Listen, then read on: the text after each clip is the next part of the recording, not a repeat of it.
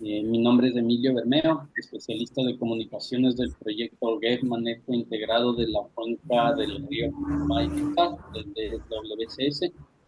Y les quisiera recordar que este webinar es público para todos quienes se inscribieron a través del formulario y está siendo grabado. Además, contamos con traducción simultánea al portugués.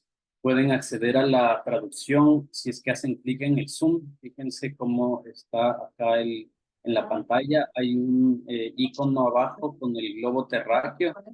Ustedes ahí pueden escoger el idioma. Tenemos las opciones para escuchar en español, que es el idioma hablado, y también en portugués. Gracias a la traducción simultánea de Joseph, nuestro traductor que se encuentra en el canal de portugués. Este es el tercer webinar de esta serie Conexiones Vitales. El primero fue sobre la salud humana y la biodiversidad en la pesca amazónica, y el segundo sobre la salud y los ecosistemas amazónicos, los efectos de la minería y otros desafíos abordados desde el enfoque Una Salud. Ustedes pueden acceder a las grabaciones de estos webinars anteriores a través de los links que les vamos a enviar a través del chat de esta llamada. Gaby nos va a ayudar, por favor, enviando esos links por si quieren revisitar los webinars anteriores. Y bueno, el tema de hoy es de suma importancia y relevancia actual, ¿no? Está titulado como Oro Ilegal, Investigación, Rutas e Impactos en la Amazonía. Como muchos de ustedes ya saben, la minería de oro es un problema ambiental, social y también sanitario de gran magnitud y que afecta no solo a los ecosistemas, sino también a la salud de las personas y las comunidades que dependen de ellos, de los ecosistemas. La minería ilegal contamina los hábitats acuáticos, libera mercurio en el ambiente y tiene serias implicaciones para la biodiversidad y para la salud humana. Es así que este webinar es parte de un esfuerzo continuo para mejorar y fomentar un diálogo sobre cómo abordar y mitigar estos desafíos desde la perspectiva Una Salud, One Health. Y finalmente, esta serie de webinars está impulsada por la Alianza Aguas Amazónicas con el apoyo de la Gordon Betty Moore Foundation y de USAID. Y también por el proyecto GEF Manejo Integrado de la Cuenca del Río Putumayo y Sa, que es financiado por el GEF, implementado por el Banco Mundial y ejecutado por WCS en Brasil, Colombia, Ecuador y Perú. Hoy tenemos el honor de contar con la presencia de Nelly Luna. Ella es la directora periodística de Ojo Público, un medio de comunicación con una destacada trayectoria en el periodismo de investigación, muy reconocido por su compromiso con la transparencia y con la justicia ambiental. Nelly nos presentará una investigación periodística exhaustiva realizada por un equipo de 18 periodistas de la red investigativa transfronteriza de Ojo Público y sus socios, que son El Espectador en Colombia, Sumauma en Brasil, Vistazo en Ecuador, El Deber en Bolivia. En su exposición, Nelly abordará el desarrollo del fenómeno de la minería en la Amazonía, focos y datos relevantes, tipos de minería y el movimiento del mercurio y sus implicaciones. Estamos seguros de que esta presentación enriquecerá la discusión y aumentará la conciencia sobre este importante tema. Y les recordamos que luego de la presentación de Nelly habrá un espacio para preguntas y una plenaria, así que los invitamos, si quieren, a escribir sus preguntas o comentarios en el chat, o una vez que abramos micrófono, a levantar la mano y participar activamente luego de la presentación. Y sin más preámbulos, damos la bienvenida a Nelly Luna, directora periodística de Ojo Público. Gracias, Nelly, y adelante, el micrófono es todo tuyo. Gracias, Emilio. Bueno, buenas tardes a todas y todos los que se han sumado a esta conversación. Déjenme por aquí presentar eh, mi presentación. Ok. Bien, yo he preparado una presentación en torno a algo que nos permita entender también por qué, a pesar de todo este tiempo y los esfuerzos que han habido para enfrentar la minería ilegal, esta actividad continúa siendo uno de los principales motores de destrucción de bosques, de contaminación, pero también de rupturas de las organizaciones indígenas y organizaciones sociales que protegen la Amazonía. Y la idea de estos minutos es conversar acerca de las rutas que está teniendo el oro ilegal extraído ilegalmente de la Amazonía, pero también los grupos armados ilegales que están detrás. Estamos hablando de bandas multinacionales en muchos casos y en otros de disidentes de anteriores guerrillas como las FARC. Y cómo en medio de este entramado los mercados también juegan un papel fundamental al momento de facilitar la compra de oro a través de mecanismos de blanqueo que, a pesar de que siguen siendo los mismos en los últimos años en los países amazónicos, se ha hecho muy poco para fiscalizarlos, ¿no? Entonces hay un sistema de impunidad, un mecanismo que sigue permitiendo este blanqueado de oro ilegal, hay un mercado que sigue comprando este oro, hay grupos armados en el proceso y en la base de esta economía ilegal también tenemos obviamente a cada vez más personas que están buscando el oro porque es muy fácil venderlo en este momento.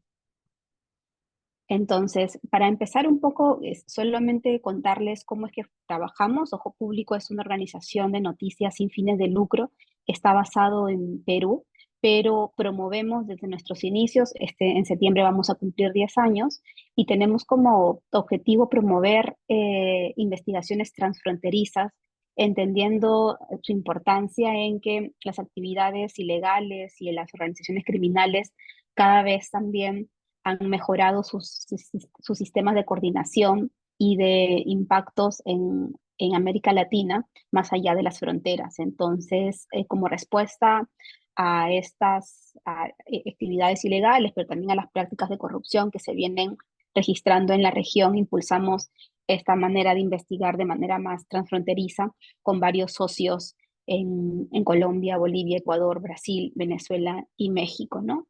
Y al mismo tiempo trabajamos con muchos periodistas en el territorio. Varios de ellos son periodistas indígenas, periodistas comunitarios, que nos permiten también entender desde una mirada más intercultural lo que ocurre detrás de estas actividades ilegales. Hace unos meses presentamos una investigación que se realizó durante 7 meses, estuvo conformado por 18 periodistas en 5 países de la Amazonía: Perú, Ecuador, Colombia, Bolivia y Brasil. Y la idea era precisamente entender cómo se había modificado la dinámica del negocio ilegal de oro en nuestros países y si existían diferencias o qué es lo que estaba ocurriendo en un contexto además de alzas históricas en el precio del gramo de oro. La investigación se publicó, pueden acceder, yo he dejado los links en la presentación, y la denominamos el oro de la destrucción, que es una década de minería ilegal y lavado, porque precisamente analiza 10 años de esta actividad ilegal y sus impactos en la Amazonía. Los medios con los que trabajamos en esta investigación que lideramos desde Ojo Público fueron El Espectador en Colombia, Vistazo en Ecuador, El Deber en Bolivia y Sumauma en Brasil. Entonces, partimos de una pregunta, ¿no? ¿Por qué el oro el oro ilegal sigue siendo tan apetecible para el mercado? O sea, no es solamente el precio histórico que tiene en estos últimos meses, sino también que lo hace más atractivo la calidad de este oro respecto a otros. Entonces, vemos que mientras que el oro de socavón, que es un oro que se extrae casi siempre de la gran minería, la minería que tiene estándares o que es la más fiscalizada por los estados, Ese oro de socavón deja alrededor de 0,3 gramos de oro por cada tonelada de tierra removida. Y es el que se encuentra en las cabeceras de cuenca, en gran parte de los grandes proyectos a tajo abierto que se realizan en la región. Sin embargo, el oro aluvial, el oro amazónico, que se encuentra en la orilla de los ríos o en los lechos de los ríos, rinde alrededor de 10 gramos de oro por tonelada. Esa capacidad lo hace evidentemente más atractivo, sumado a un sistema informal que no rinde cuentas, que no cumple estándares, lo hace bastante apetecible, ¿no?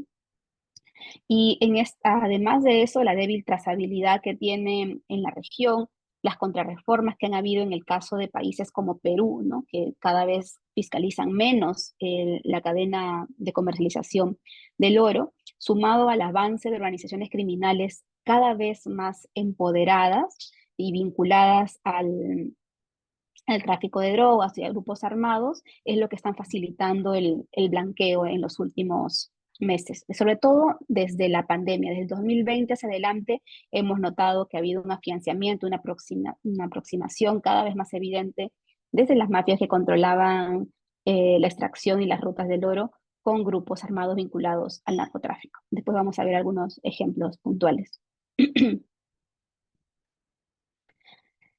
Como parte de esta investigación, creo que es importante entender dos mecanismos que utiliza el blanqueo de oro ilegal amazónico.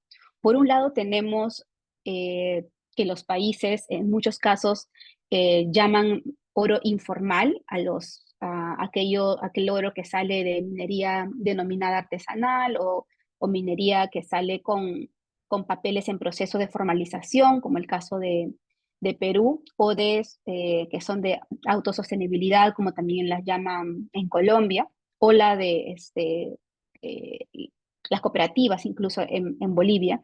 Entonces, ese oro que no es el gran oro ilegal, no es el gran oro del mercado de las grandes mineras, es conocido en nuestros países por diferentes nombres, ¿no? Entonces hay una definición muy diferente para cada uno, lo que también dificulta entender el alcance que tiene el lavado de oro ilegal en Sudamérica.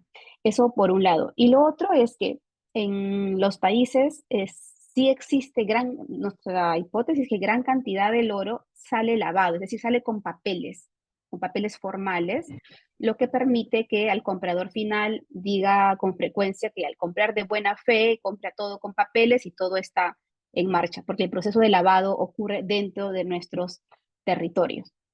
Ahora, además, un tercer aspecto a eso es que sí es cierto que nuestros países exportan mucho oro cuyo origen es desconocido.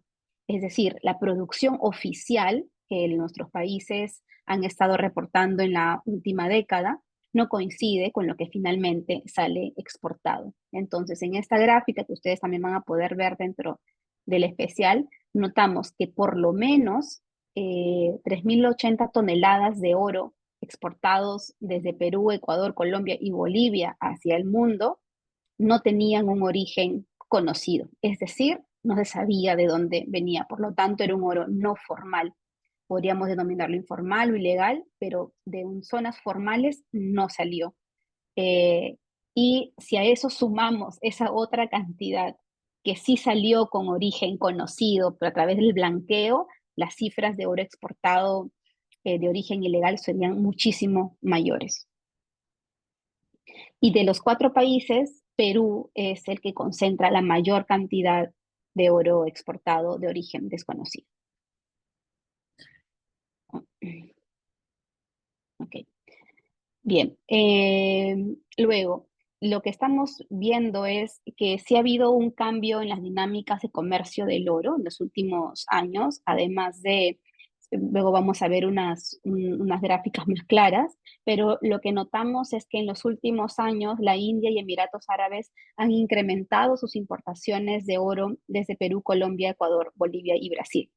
Y lo que nuestra investigación identificó es que por lo menos 15 compañías vinculadas e investigadas por minería ilegal y lavado de activos han sido y son proveedoras de empresas en estos 2 países.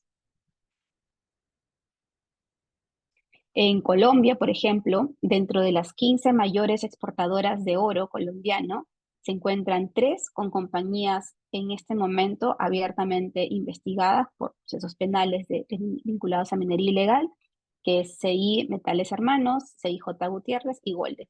Las mismas tres empresas que hace 10 años, en una investigación similar, también nuestro equipo identificó como las que más estaban vinculadas al oro de origen sucio. En el caso de Perú, lo que encontramos fue que estas empresas importadoras de la India y Emiratos Árabes, que también han incrementado sus importaciones de oro peruano, tienen entre sus proveedoras a 9 empresas vinculadas a la minería ilegal, investigadas por lavado de activos y varias de ellas con sentencias firmes, con condenas. ¿Cómo ha sido la evolución de los destinos del oro total? Este es el oro total, ¿no? De exportado por país.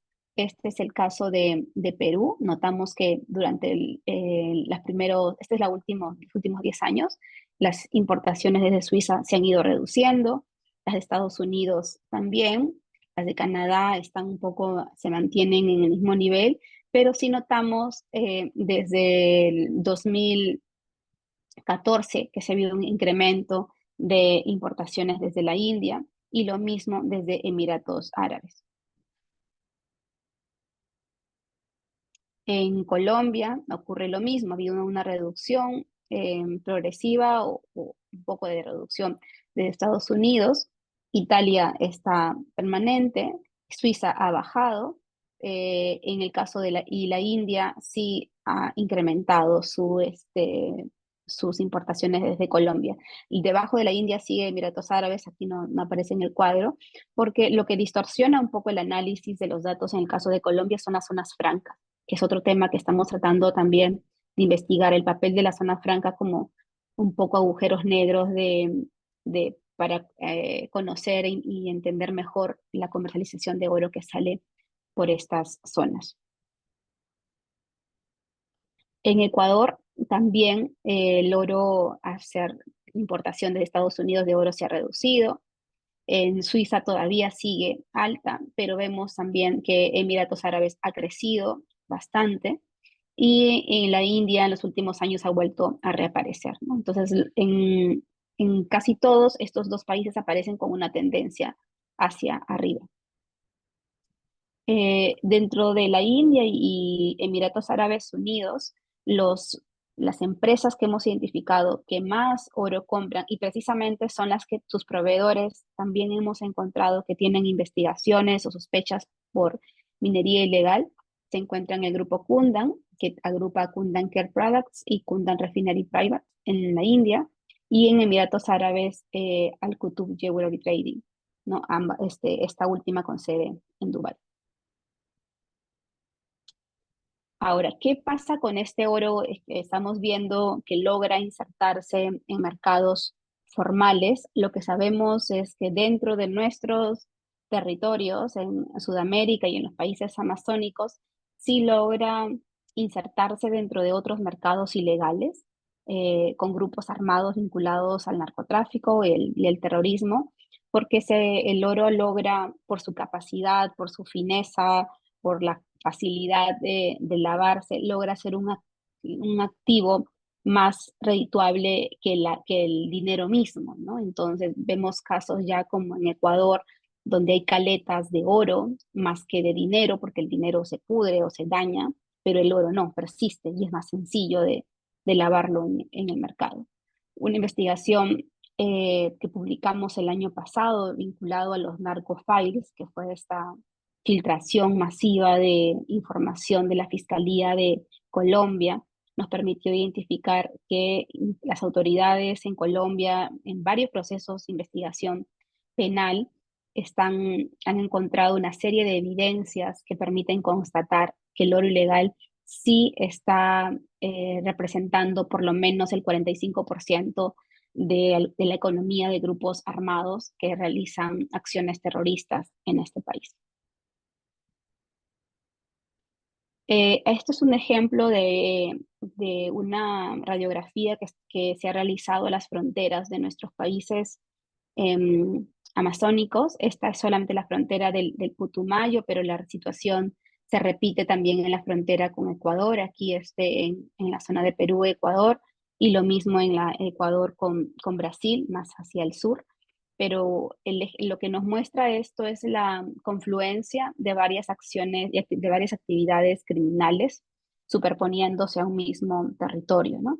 Esto es lo que ocurre, por ejemplo, en el Putumayo, donde hay narcotráfico, hay minería ilegal y hay cultivo de hoja de coca y producción de cocaína, y además hay acciones armadas, ¿no? Desde asesinatos a personas hasta ataques a comunidades y pueblos indígenas y desapariciones. Entonces, ¿cómo entender esta confluencia de acciones, de actividades criminales? Es porque las dinámicas de las organizaciones criminales se han reconvertido en corporaciones mucho más grandes, con una capacidad de control territorial más intensa de la que antes conocíamos, y eso que ha generado que se desplacen a las mafias locales que existían en estos terrenos y que tenían cierto margen de control y eran proveedoras de estas grandes.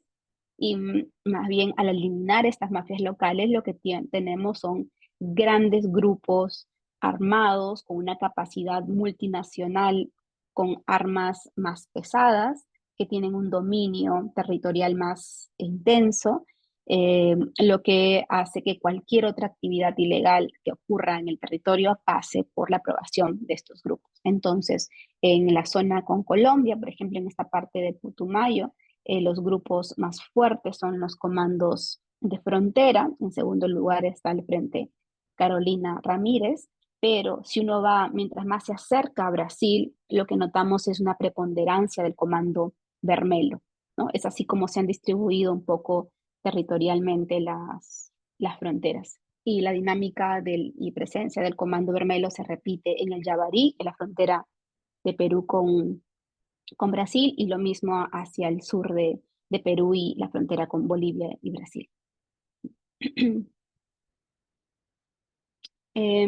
Como les decía, esta investigación sumada a la del comercio del oro y el acceso a la información filtrada de la Fiscalía de Colombia nos permite entender que la minería ilegal ya no es solamente un asunto de preocupación ambiental y social por todos los daños a los ecosistemas, por los niveles tremendos de contaminación que deja sobre los ríos, sino porque se ha convertido en una industria que está financiando también el terrorismo y los grupos armados, y su impacto tiene secuelas geopolíticas incluso para nuestros países, ¿no? Uno de los documentos que acá lo cito de ejemplo, que corresponde a la Policía Judicial de Colombia de hace 2 años ya, señalaba, por ejemplo, que solamente en el sur de Bolívar la minería ilegal representaba más del 50% de la economía de los grupos criminales, más que en la producción de cocaína, ¿no? ¿Y por qué es importante entender esta dinámica más global, criminal, del empoderamiento que está haciendo el lavado de oro ilegal y la minería ilegal? Y es porque es muy difícil, una vez que las mafias, que las grandes mafias se instalan y tienen el control territorial, es muy difícil para los estados recuperar esos territorios, ¿no? Y uno de los ejemplos más claros que ahora tenemos es lo que sucede en Ecuador. Ecuador es un país pequeño en comparación a Colombia y Perú, y lo que está generando esta captura casi de varios entes de fiscalización o del gobierno en los últimos años es que lo han convertido en un escenario fundamental para que las actividades criminales encuentren como zona de acceso directo a los puertos para extraer cualquier otro insumo ilícito, eh, entre ellos la cocaína. Entonces, lo que ha generado es que en Ecuador los grupos armados, como los Lobos, que están relacionados al cartel Jalisco, Nueva Generación de México, ellos ahora tienen el control de minas ilegales en Ecuador. Entonces, han desplazado a los productores ilegales que había, y ellos se han convertido ya en administradores de estas minas, accediendo directamente a la producción de oro, ¿no? Un oro que, como decimos, es muy fácil de insertar en mercado formal. Entonces, lo que tenemos es que estos grupos criminales dedicados al tráfico de drogas en países como Ecuador, pero también se podría repetir el escenario en Perú y Colombia, extienden sus operaciones de extracción a la minería ilegal porque es más fácil lavar ese dinero, más fácil lavar el mineral. Y los informes de inteligencia a los que hemos accedido para estas investigaciones en Ecuador sí nos ayudan a entender el gran avance que el grupo armado Los Lobos ha tenido y tiene en esta actividad en los últimos años en Ecuador, ¿no? Algunos de estos informes de inteligencia de la Policía de Ecuador incluso mencionan la posibilidad de que el Tren de Aragua está operando con los lobos en Ecuador como un brazo más de seguridad logística. Entonces, esto es un escenario que nuevamente nos lleva a preguntar hasta qué punto estos grandes grupos criminales que tienen influencia transnacional operan más como grandes corporaciones, ¿no? Donde la diplomacia criminal y las negociaciones para sobrevivir e imponerse también juegan un rol importante, ¿no? Porque tanto en Tren de Aragua como los Lobos o Comandos de la Frontera y Comando Vermelo en Brasil, todos estos grupos tienen un impacto y un alcance internacional que obviamente burla todas nuestras fronteras, ¿no? A diferencia de la capacidad de nuestros países que tienen estrategias territoriales muy acotadas e incluso disímiles entre una y otra al momento de perseguir ese tipo de actividades ilícitas. Este es el caso, por ejemplo, esta es una imagen que refleja un poco lo que está ocurriendo con el crimen organizado en Latinoamérica vinculado a la minería y el narcotráfico, una vez que allanaron la vivienda de uno de los narcotraficantes más importantes de Ecuador, Norero. Se le encontró en su casa miles de dólares, pero también lingotes de oro, ¿no?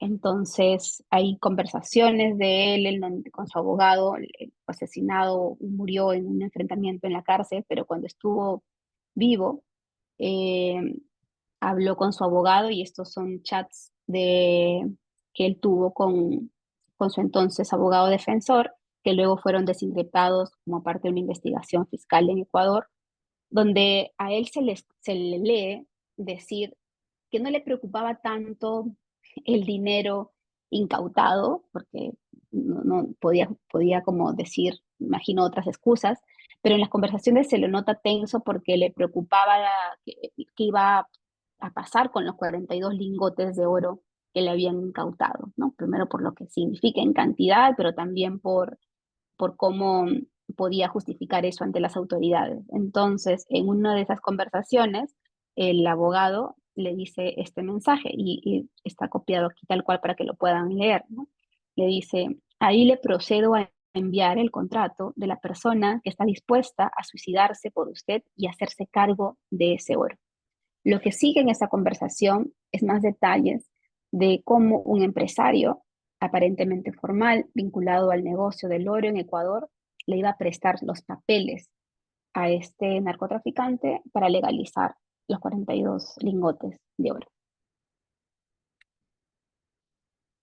Bueno, ahí quiero pasar un poco a lo que está ocurriendo. Eso es la dinámica un poco de cómo se lava el oro y cómo termina finalmente saliendo o guardándose al servicio de los narcotraficantes.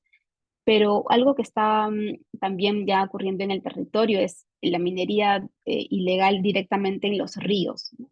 Nosotros solemos asociar la devastación con la pérdida de bosques en Madre de Dios, porque hay camiones retroexcavadoras en el Chocó, en Madre de Dios, en varias zonas de la Amazonía ecuatoriana también.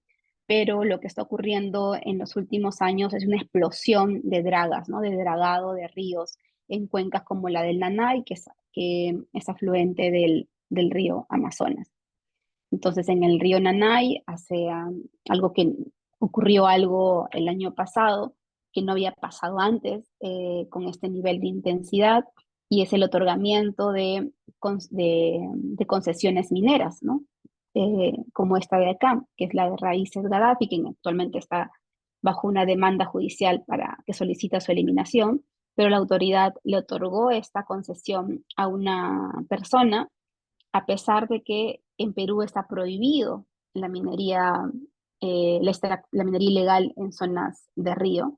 A pesar de eso le otorgaron esto y, como ven, la concesión se superpone a gran parte del río Anay. ¿Qué dicen las comunidades cuando esto ocurre? Bueno, que dicen que en muchos casos, les decía, pueden distorsionar las relaciones comunitarias porque quiebra la organización. Hay comunidades o miembros de comunidades que se declaran a favor de la minería, otros en contra. Pero en el caso de Nanay, algunos de los dirigentes de la comunidad donde llegan a abastecerse muchos mineros ilegales dicen que es la ausencia de oportunidades laborales hacia sus más jóvenes o adultos, lo que ha empujado a sus habitantes a apoyar la minería ilegal. En el caso de Perú y en Nanay, en esta zona de Loreto, que es la frontera con Colombia y Brasil, nosotros hemos hecho también mucho foco en las últimas investigaciones más recientes que hemos continuado haciendo luego de la investigación más grande, sobre el papel de las joyerías, ¿no? El comercio, cómo funcionan las joyerías dentro de este proceso de compra y venta de oro. Y lo que encontramos es que sí se han incrementado abruptamente la cantidad de estas tiendas de compra de oro y de joyerías, principalmente en la capital de Loreto, que es Iquitos. Em, una investigación que hicimos con periodistas justamente del territorio, yendo joyería por joyería, por lo menos en 8 de ellas admitieron que estaban comprando oro del Nanay, ¿no? Cuando lo que sabemos es que en Iquitos por lo menos hay 23 joyerías que tienen licencia municipal, pero de las 23 que tienen licencia de la municipalidad, ninguna figura en el registro especial de comercializadores y procesadores de oro, que es la que te permite empezar a fiscalizar y regular.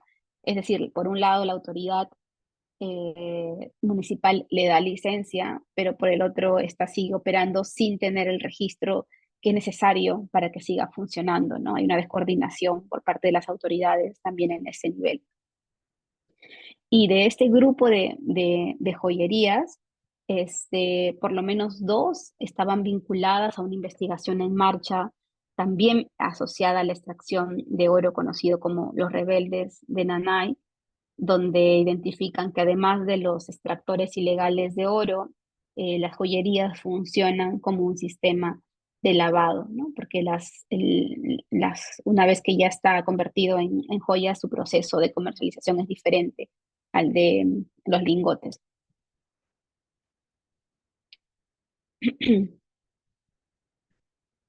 Y en el caso de las joyerías, solo en Iquitos, que es la capital de Loreto, lo que nos dijeron al momento de investigar al equipo que estuvo recorriendo cada una de estas tiendas, les ofrecieron pagar entre 50 y 60 dólares el gramo de oro, ¿no? Esos son un poco los precios que estaban presentando.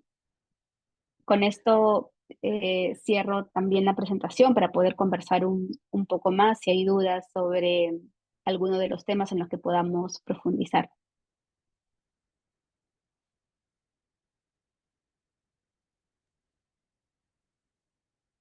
Muchas gracias, Nelly.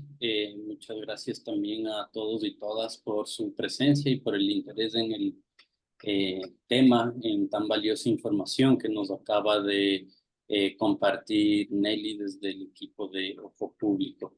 Para empezar, vamos a dar lectura a algunas de las preguntas que ya están en el chat y posteriormente daremos la palabra, si es que nos queda tiempo, para quienes quieran intervenir levantando la mano para hacerlo de forma ordenada. Entonces, si te parece, Nelly, yo voy leyendo las preguntas y las respondes. Tenemos en primer lugar una pregunta acá de Diego Márquez. Dice: hola, en las exportaciones de Colombia mostraron 2 zonas francas. Palma Seca y Colombia. Me gustaría preguntarles cuál es la segunda. Gracias. Sí, con las exportaciones de Colombia en la zona franca tuvimos un gran problema porque así como están, así es como la registra el gobierno, o sea, el Estado colombiano en sus sistemas de aduanas, ¿no? Entonces, nosotros hemos trabajado con dos fuentes de información, y en ambas fuentes de información es la que el gobierno reporta como origen y destino. Entonces, son ellos los que ponen zonas francas con esos nombres. Cuando el equipo le ha solicitado más detalles a las autoridades aduaneras, no han querido dar información y por eso forma parte ahora de una segunda línea de investigación que estamos tratando de entender, pero nuestras limitaciones tienen que ver por las formas justamente en las que los gobiernos declaran colocan esos nombres en las exportaciones. Nuestra hipótesis es que lo hacen adrede para confundir, no dar porque deberían dar más detalles sobre el destino. Y lo otro es porque las zonas francas funcionan con la idea de agilizar el comercio exterior, pero terminan convirtiéndose también como en agujeros negros, porque una vez que alguien pone que es zona franca, ya no se sabe luego de ahí a dónde va, ¿no? O sea, nosotros sabemos que el oro sale de Medellín a esta zona franca o de Putumayo, esta zona franca, pero una vez que llega a la zona franca, no sabemos si es que ese oro finalmente de ahí va, porque obviamente no se queda en Colombia.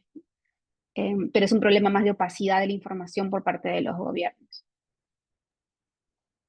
Gracias, Nelly. Ahora voy a dar lectura a dos preguntas. Voy a hacerlo en combo para poder avanzar un poco más rápido debido a que varios y varias usuarias se han animado a eh, poner preguntas acá en el chat. La primera es de José Marín, nos pregunta sobre cómo se exporta el oro a través de las zonas francas de Colombia. Y la segunda es de Luis Fernando Cantonal, quien pregunta sobre los tipos de grupos criminales que se pudo detectar en la frontera con Bolivia, supongo que entre Perú y Bolivia, y qué capacidad de control territorial tienen. Sí, lo de las zonas francas, como les decía, es todavía eh, parte de una investigación que estamos nosotros mismos tratando de entender, pero lo que sabemos es que responden a las necesidades de los países para agilizar también procesos de comercio global. Sin embargo, terminan convirtiéndose en espacios de poca información, espacios muy, además, inseguros de datos. No sabemos exactamente, una vez que ingresa a la zona franca, dónde termina, por ejemplo, ¿no? Porque al momento de declarar Colombia o Bolivia que ese oro va a una determinada zona franca, no sabemos qué pasa después.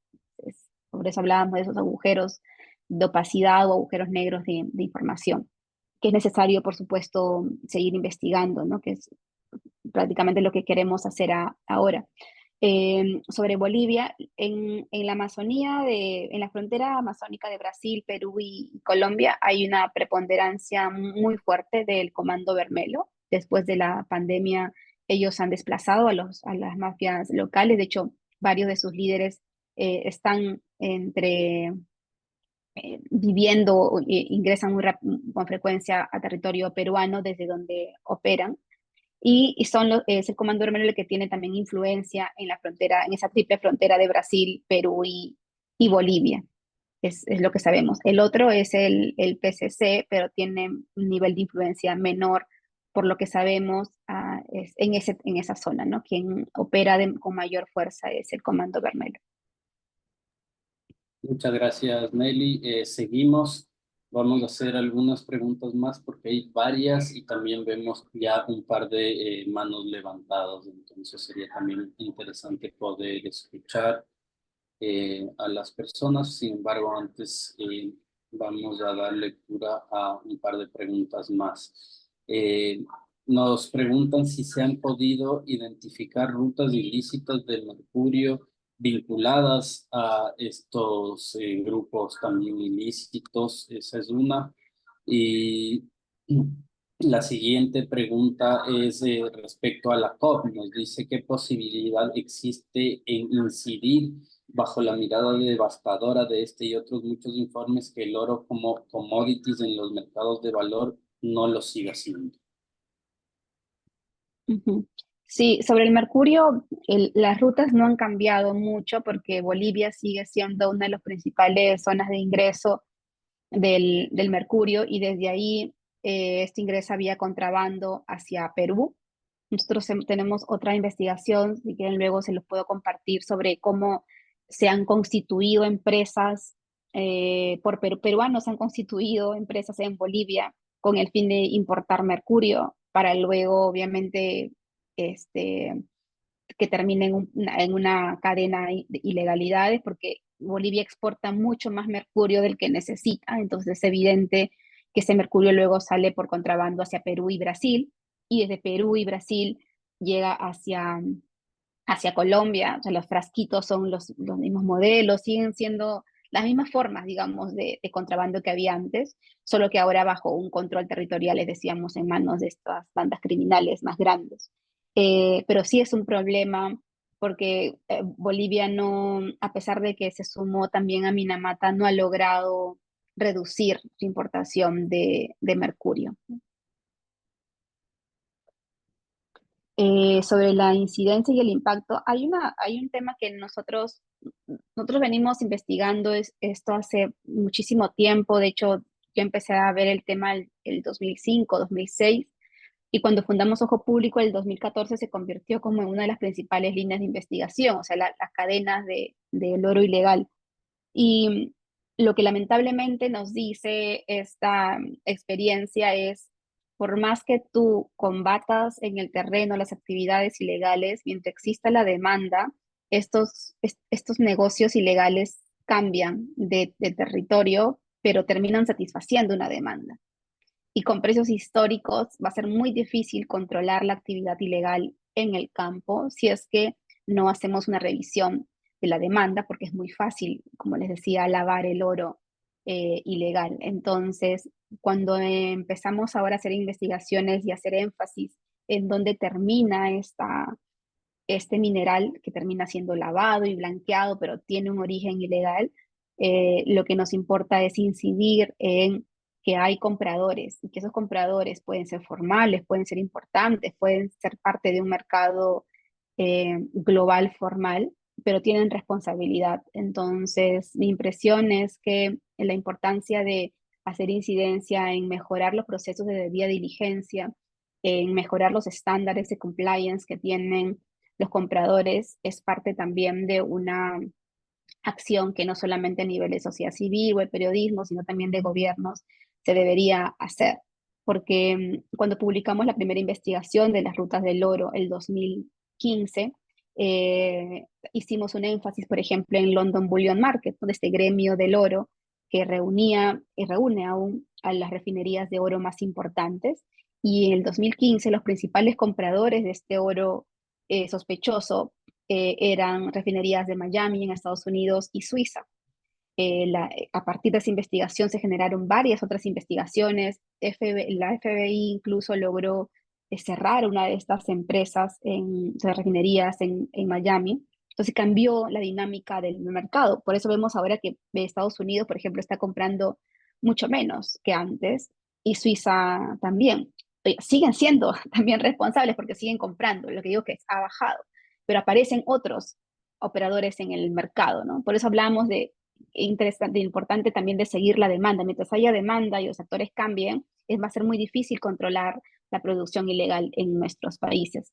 Entonces, ¿quién debería empezar a exigir a la India, Emiratos Árabes o los otros países que siguen comprando mejores compliance, o sea, una mejor debida diligencia? Creo que es una cosa que podríamos hacer se podría hacer a nivel de no solo de periodismo, sino sociedad civil, pero también los gobiernos, ¿no? O los gobiernos que tienen incluso relaciones con estos países. Muchas gracias. Vamos a dar lectura a dos preguntas más del chat. Luego seguimos con Carlos Domínguez, quien tiene la mano levantada, y si nos queda tiempo, seguimos con las preguntas y comentarios del chat. Aquí hay una pregunta sobre la cual ya hablaste sobre la evidencia de las empresas mineras formales, si existe evidencia de cómo insertan el oro aluvial de manera informal dentro de sus operaciones. Otra pregunta en la que te agradecen, Nelly, y te preguntan sobre la evolución de el precio del oro y su relación con la evolución del precio del mercurio. Esas dos. Y luego vamos con Carlos. Gracias. Sí, la situación de la gran minería o de las mineras formales es diferente en cada país, ¿no? O sea, Perú tiene una tradición bastante larga de producción de oro de gran minería a tajo abierto. Y en el caso peruano no hemos encontrado evidencias de que, por ejemplo, oro de Madre de Dios o del Nanay o de la Amazonía sea comprado por estas grandes mineras. O sea, de eso no hemos encontrado evidencias. Lo que sí hemos encontrado es que hay minería mediana, o sea, que funciona más como procesadoras, que sí terminan comprando. De hecho, varias de ellas han tenido investigaciones en algún momento, pero de las que se encuentran en el top de gran minería, a tajo abierto sobre todo, no hay evidencia. La situación es diferente, por ejemplo, en Ecuador, donde sí varios reportajes periodísticos, pero también investigaciones fiscales han mencionado el papel de una minera china que opera en la Amazonía con autorización del gobierno y que dentro de su territorio concesionado por esta minería, por esta minera, hay actividades ilegales. Entonces, por un lado, la empresa dice que ellos no saben nada, que los invaden, pero por otro lado, las personas que habitan el territorio, la gente de la zona, dice que sí trabajan más bien coludidos, ¿no? Tanto los ilegales como esta empresa. Y en el caso de Colombia, bueno, no hay gran minería, recién ahora pues está discutiendo el ingreso de una minera de cobre en esta región, que me parece algo importante de destacar. Yo ya no lo mencioné porque no forma parte de este webinar, pero hay mucha demanda por minerales en este momento y como creo que ustedes lo deben saber también mejor que yo, la Amazonía se ha convertido en un territorio en disputa para diferentes actividades económicas. Entonces, tenemos ahora minería de oro, pero lo que ha empezado a surgir es la solicitud de concesiones mineras para la extracción de cobre. Tenemos el ejemplo de lo que está ocurriendo en Colombia y en Perú también ha sido una empresa minera canadiense la que está solicitando concesiones mineras dentro del territorio amazónico. La pregunta es, díganme un solo lugar donde se pueda extraer cobre dentro del territorio amazónico o bosques tropicales que sea ambientalmente sostenible, ¿no? Esa es la pregunta. ¿Dónde está el ejemplo? ¿Cómo se va a hacer? Es una de las cosas que no encontramos respuesta ni en papers, ni investigaciones, y las respuestas de estas empresas canadienses que inicialmente han solicitado concesiones mineras es que solamente están explorando, ¿no? Que no van a explotar. Pero bueno, o sea, uno explora y genera una especulación también sobre la tierra, ¿no? O sea, y cambia completamente las actividades económicas que generan, porque al especular la tierra cambia de precios, empiezan las invasiones, el tráfico y otras actividades. Pero sí nos preocupa mucho que, sumado ya a la presión que tienes por el oro, por el palma aceitera, por la soya y la ganadería, ahora sumen la búsqueda de cobre. La otra era sobre la relación entre el precio del oro y del mercurio. Eso no lo tengo muy claro. No he seguido cómo está el precio del mercurio ahora, pero sí sé que, o sea, sí sabemos que en el caso de esta parte de Sudamérica, sí ingresa por Bolivia, ¿no? Que es uno de los principales importadores y que la cantidad de importación de mercurio de Bolivia no coincide con su producción de oro. Se importa mucho más de lo que necesita y sigue importando, como les decía, a pesar de los compromisos que hay por Minamata. Muchas gracias y adelante, Carlos, todo suyo el micrófono. Gracias. Gracias, muy buenas tardes. Pues mi nombre es Carlos Domínguez, yo estoy en Colombia, en Jumbo, y quería hacer la siguiente anotación y pregunta. Coincidencialmente hoy estaba leyendo un artículo que salió de una organización Mongabay Latam y habla, el área protegida, la más joven de Bolivia, enfrenta el peligro de la minería y la tala de árboles.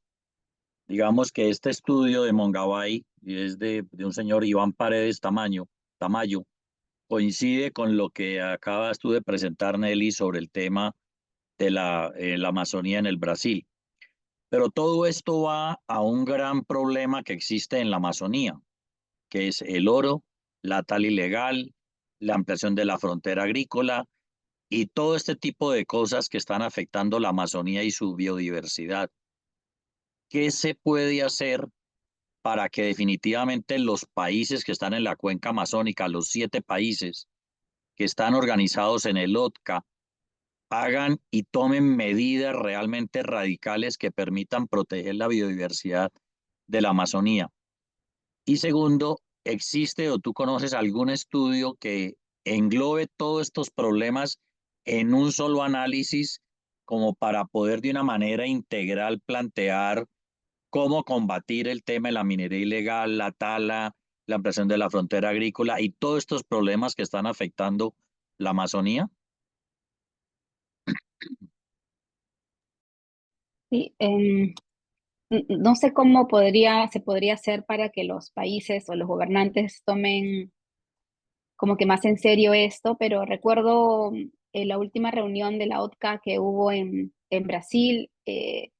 O sea, hubo problemas, o sea, los problemas geopolíticos o políticos entre los presidentes terminan afectando ese tipo de toma de decisiones, ¿no? O sea, hasta ahora, por ejemplo, el Secretaría General de la OTCA no lo puede asumir Perú porque Colombia no lo entrega, porque están peleados ambos presidentes. Entonces, esas disputas ideológicas y políticas sí terminan impactando en la gobernanza amazónica y bastante gravemente, ¿no? Lo segundo es que sí creo que hay muchas expectativas de lo que se puede hacer a nivel panamazónico como alianza gubernamental, pero mi impresión es que más se podría hacer haciendo incidencia afuera. O sea, personalmente yo estoy convencida de que las soluciones tienen que venir por la demanda, ¿no? Entonces, nuestros países reciben muchos fondos de cooperación de países europeos eh, y también de Estados Unidos. Creo que una propuesta más a nivel de diplomacia o de presencia en lo que se tiene que hacer a nivel de debida diligencia, como en algún momento se hizo, por ejemplo, con los diamantes de sangre, ¿no? Cómo eso se convierte en una política global para que los países no compraran, para que las empresas asumieran un compromiso económico más sensible a estos tiempos, sería fundamental, porque de lo contrario, si hacemos solamente pedidos o incidencia en lo que los gobiernos de Sudamérica puedan hacer, mi temor es que no se logre mucho teniendo en cuenta lo que se viene en los siguientes años a nivel de inestabilidad política, de crisis, de deterioro democrático.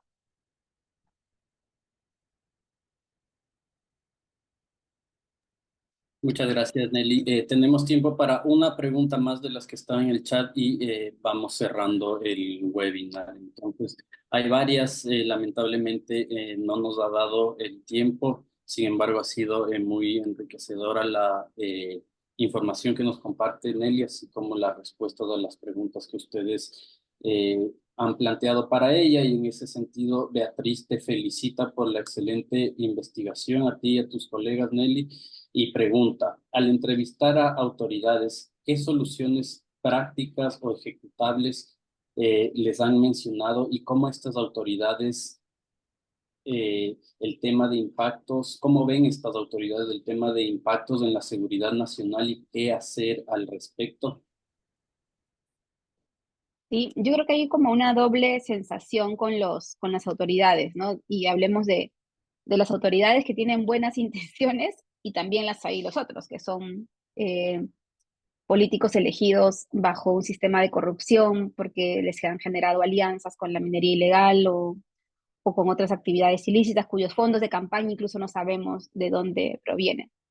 Entonces, cuando uno habla con funcionarios públicos que están intentando hacer bien las cosas, la sensación de frustración, pero por un lado también de ver cómo convertir esta actividad ilegal que deja ingresos económicos para regiones ya golpeadas por el incremento de pobreza, por el incremento de desnutrición o de ausencia de servicios públicos, cómo se reconvierte eso en actividades productivas, formales y sostenibles. Entonces, como la pregunta es de siempre, ok, yo le voy a decir a estas comunidades que dejen de hacer minería ilegal, pero ¿qué hacemos en, en cambio de eso, a cambio de eso que se hace? Y esa es una pregunta que sí creo que todavía no está adecuadamente respondida, porque yo les decía, hay muchísimos recursos en este momento para la Amazonía en temas de conservación, pero no se está cambiando el paradigma de qué hacer con la economía comunitaria, con la economía indígena de las personas que en este momento viven de la minería ilegal. Y cuando hablamos de minería ilegal, hay que entender que probablemente el minero ilegal, que muchas veces muere ahogado por extraer oro, no es el que termina beneficiándose del sistema, no es el rico, no es el que incluso logra satisfacer todas sus necesidades básicas, ¿no? Es el eslabón más vulnerable, incluso muchas veces es el eslabón al que más se criminaliza, porque es más fácil de capturar. Los otros, los financistas, es lo más difícil para un sistema punitivo. Entonces, la pregunta de estos funcionarios, y creo que también es la de muchos, es qué se hace para reconvertir y trasladar esa economía que ya ha generado este sistema ilegal y que genera puestos de trabajo y que genera ingresos para estas familias en una alternativa que sea sostenible y viable, ¿no? O sea, creo que no hay muchas cosas por ahí que se estén discutiendo porque mi impresión nuevamente personal es que hemos estado estas últimas décadas muy concentrados en la conservación, que está bien, pero no estamos tratando de cambiar el paradigma en temas económicos, o sea, qué se hace a nivel de economía sostenible para las comunidades o para los pueblos indígenas más a largo plazo, ¿no? Y los otros, bueno, los que están vinculados a las actividades ilegales o que los defienden porque financiaron sus campañas o porque tienen familiares que viven del negocio, a esos mejor ni los contamos, ¿no? Porque cada vez son más. Bueno, muchas gracias. En honor al tiempo, con esto concluimos esta nueva sesión de la serie de webinars Conexiones Vitales, la salud humana y la biodiversidad en los ecosistemas acuáticos amazónicos. Les voy a pedir que no se vayan todavía y por otro lado, si es que pueden y quieren prender sus cámaras para hacer una captura de pantalla del webinar, por favor. Y mientras tanto, les quisiera agradecer en especial a nuestra expositora Nelly Luna y al equipo conformado por Ojo Público por compartir sus conocimientos y experiencia con nosotros. Les recordamos que esta serie de webinars está impulsada por la Alianza Aguas Amazónicas con el apoyo de la Gordon and Betty Moore Foundation y USAID y por el proyecto GET Manejo Integrado de la Cuenca del Río Putumayo-Iza, financiado y implementado por el Banco Mundial y ejecutado por WCS.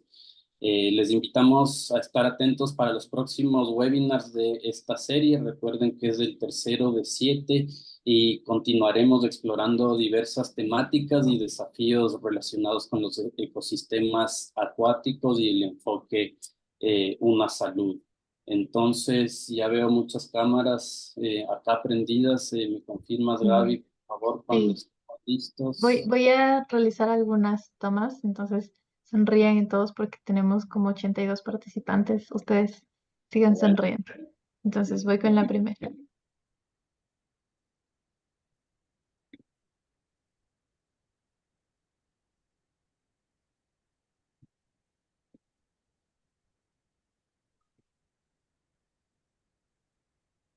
Voy con la segunda. Bueno, creo que llegamos hasta la segunda porque no todos tienen sus cámaras prendidas. Ya están prendiendo. Ya están prendiendo.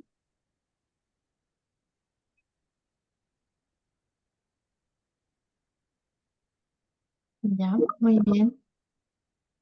Les agradezco mucho. Creo que ya estamos con esto. Muchísimas gracias nuevamente por su tiempo y participación y nada, les deseamos un excelente día. Esperemos verlos en nuestros próximos eventos. Salud. Chao, un gusto verlos. Muchas gracias, excelente.